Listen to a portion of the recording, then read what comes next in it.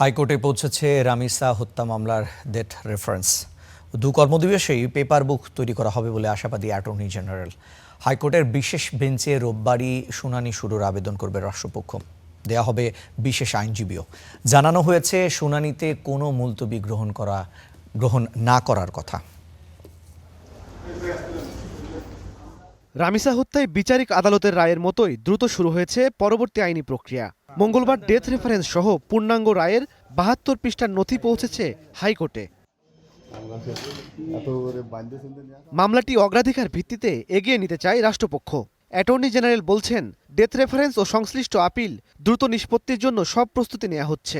আমি আশা করছি আগামী পরবর্তী 2 কর্মদিবসের মধ্যে হয়তো পেপার বুকের কাজটি সম্পন্ন হবে এবং পেপার বুকের কাজটি সম্পন্ন হওয়ার পরে আগামী রবিবার থেকে যে নতুন বেঞ্চ হবে সেই বেঞ্চের প্রথম শুরুর দিকেই হয়তো আমরা এই মামলাটি শুনানির জন্য তালিকায় আনতে পারবো।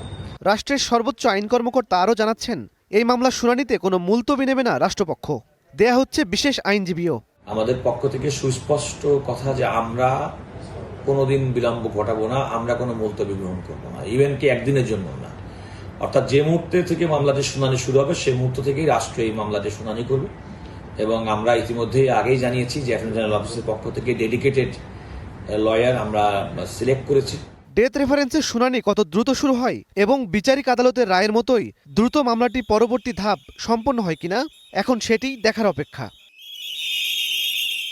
ইমন মাহমুদ, স্টার নিউজ, ঢাকা।